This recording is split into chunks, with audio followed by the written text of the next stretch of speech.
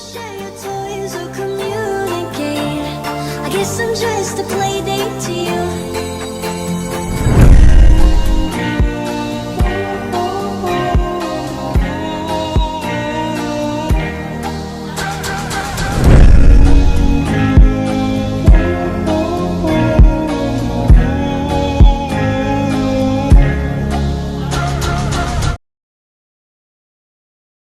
There's a story time that happened in 2nd grade. So my teacher never allowed fidget spinners, and my friend always brought one to school because that was the only thing that helped us focus. But every time she saw it, she would take it, and she would never return it even though she said she was. So me and my friend, I'm gonna call her Jalen, and my other friend, I'm gonna name her Caitlin. So me, Jalen, and Caitlin all had this plan to sneak into school and take our fidget spinners.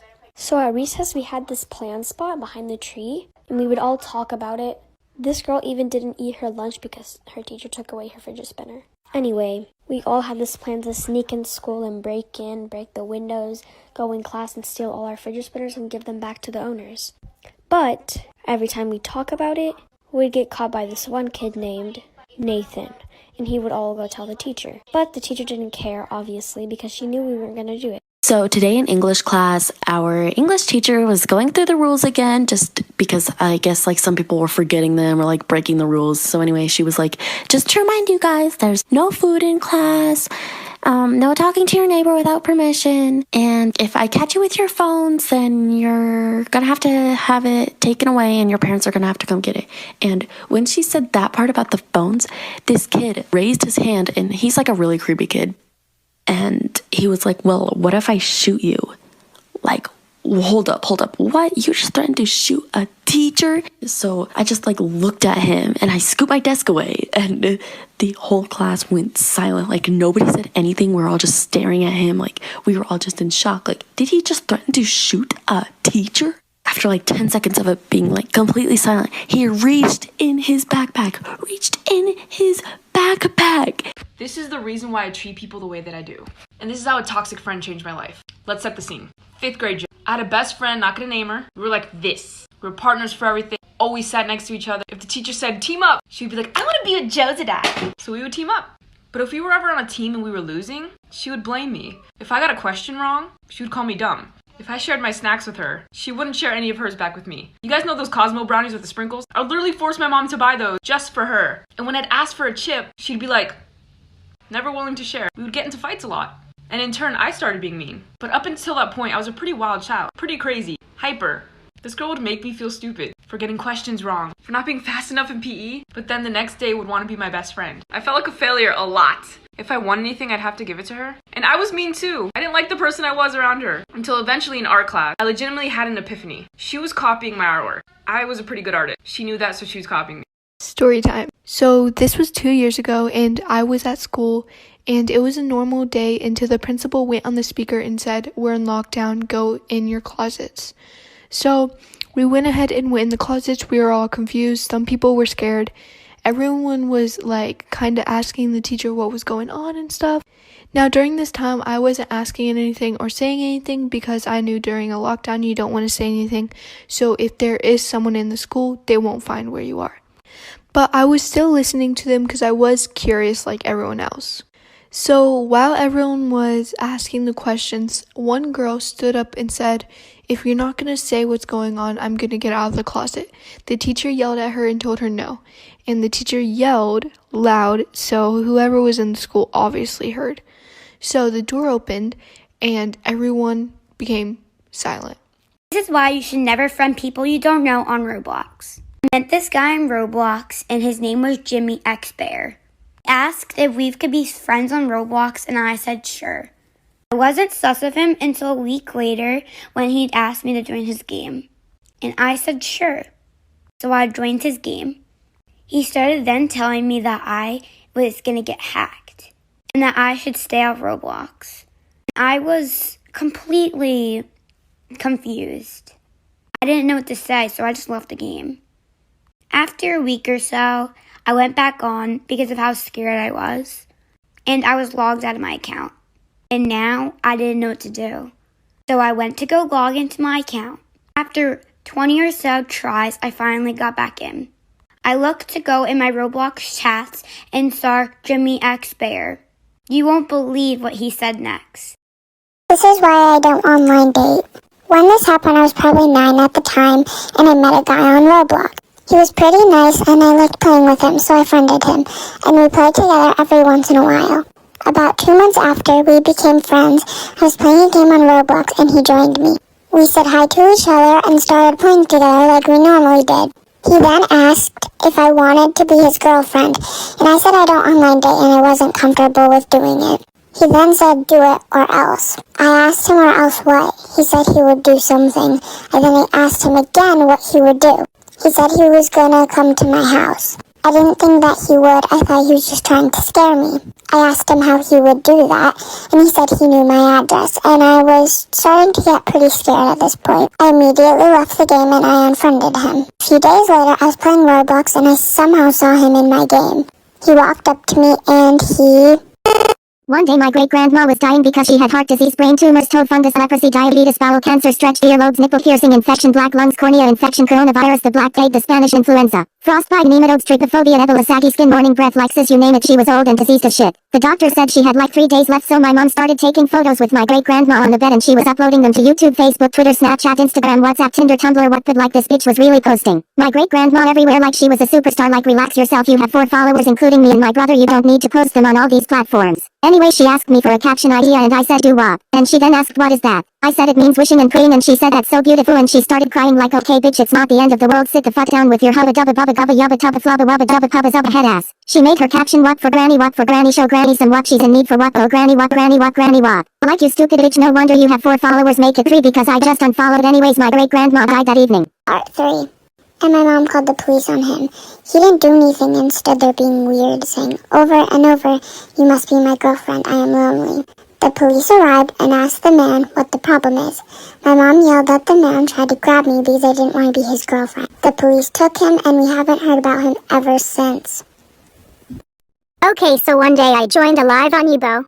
There was 2 boys and 1 girl and oh my god, this girl was such a pick-me girl, I literally wanted to punch her in the fucking face. She started making really offensive jokes about gay people and people of color and I said, hey, you probably shouldn't joke like that, it's not right and it's actually really offensive, and oh my god, she literally started yelling at me right after I said that.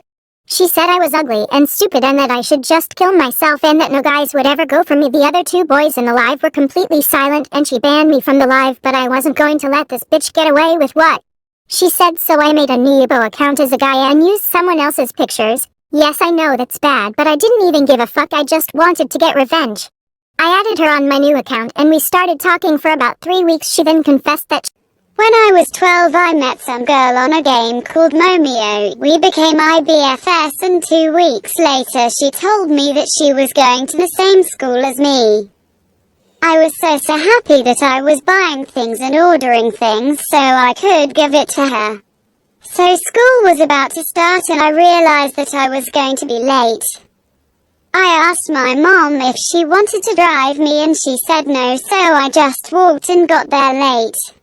Once I was at school I had to go to class immediately.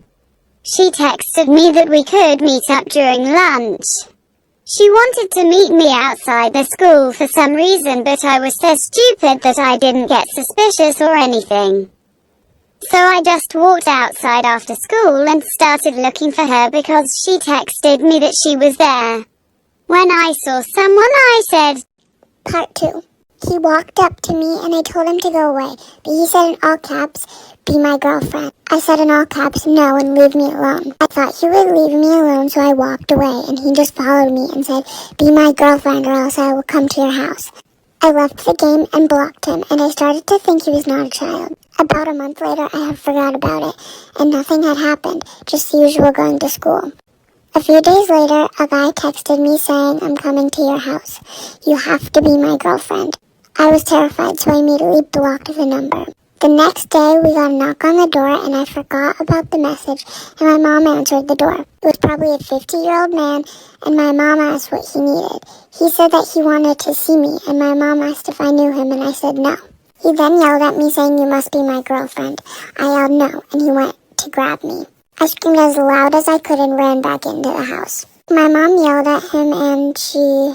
Parents took us to this really fancy restaurant for my birthday and I was so excited. Anyways, as we were looking through the menu to order something, my mom gasped like she's seeing a fucking ghost. What? Mommy dear, are you alright? She whispered, look at the price, OMG. I see my mom whisper something to my brother and sister and gives my brother a ring. Man, I was confused as a fucking rock, but I didn't think anything of it. So she sees the waiter and says go. I'm literally sitting with a fucking frown on my face, and then my fucking brother gets on his knees and fucking proposed to my sister while everyone was staring at us like we're fucking aliens from Area 51. And to make matters worse, she said yeah. I'm literally staring at them, fucking processing all this shit. The manager came and congratulated us and told us we didn't have to pay for anything, which meant we got free food. My family started cheering like, bitch shut up. He calls me to his office and said we can only get free food if I have an affair with him. I didn't want to disappoint my family, but I didn't mind because he was hot. So we started making out and things escalated to us having the dirty, and he was so fucking good at it. So after that I went to my family and had a normal dinner. We were finished getting ready to leave, and then the manager hands me a piece of paper with his number on it. So I was about to go off on my family for literally approving my brother and sister's engagement, but my mom said it was just for free food. Bitch what? I was fucking speechless, but you know what they say. Work harder, not smarter. I had a few affairs with the manager. In 8th grade, I got lucky enough to have a teacher named Mr. T. Everybody wanted to be in one of his classes, but I never understood why until I was put in one.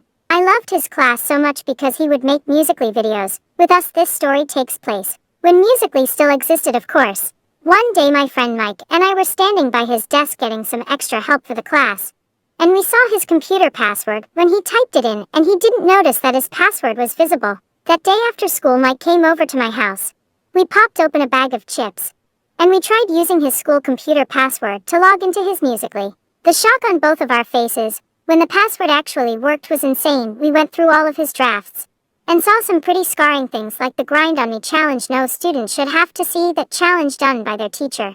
But getting into his account was so fun, and Mike and I still go on. Once my brother was playing Minecraft. An hour later he told me that he got a Minecraft girlfriend. I was surprised because I got a Minecraft boyfriend that day too. I was happy for him. My brother kept chatting with his girlfriend and I kept chatting with my boyfriend. We were chatting with them for days and days. Me and my boyfriend would make out in Minecraft. Smirking face. A few days later my mom told my brother to stop playing Minecraft because he was failing every class. Even English. Literally the language he speaks. But I noticed that ever since my brother stopped playing, my boyfriend stopped playing too. I thought it was a coincidence, so I didn't think much of it. My boyfriend didn't play for over a month, so I decided to just cheat on him. But then he joined me and he saw me cheat. We got in a huge fight and I blocked him. But then I heard my brother crying in his room saying he broke up with his Minecraft girlfriend. I told him I broke up with my Minecraft boyfriend too. That was the moment I realized I was dating my own brother. What the fuck? It made me and my brother so sick to the point where we got COVID. Anyway, me and my brother haven't talked ever since. Oh, and I didn't know my brother knew that much about WAP.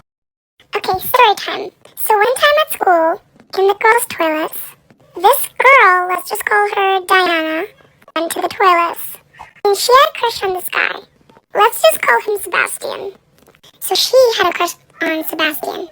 So what she would do every day is in the toilet cubicles, get a pencil, and draw like hearts, his name, her name, and all that weird stuff. Then one day, the janitor was coming to go clean up the girls' toilets. And when he went into that cubicle, he saw all the writing on the wall. He was so mad. And because it was our class toilets, he went to our class. He told the teacher, and the teacher got furious. We all got into detention. And the teacher... So when I turned 13, I had a birthday party. It's no big deal. I mean, I was just blossoming, turning into a woman. And so I remember my mom was like, no one's allowed in the rooms. Everyone needs to be outside. If you see anyone inside, you need to tell me. I was like, oh my God, Booma, you don't need to pop off. I get it, Booma. Come on. I remember I saw 3 adults walk out of my room. I didn't tell my mom, but let me tell you why. Because I was like, maybe they're designing a gift for me. So the end of the day came, no surprise present came. I'm not mad at you, mad because I'm happy. So we started cleaning up, and then we went to go clean my room in case. Oh, the best part is coming! There was a voodoo doll under my bed. It looked exactly like me. I remember there was one needle on its left eye, another needle on its heart, and it was laying on like a ratchet green leaf. And then next to it, there was a note that said, this is all gonna be mine in cursive. So then my mom started doing research on the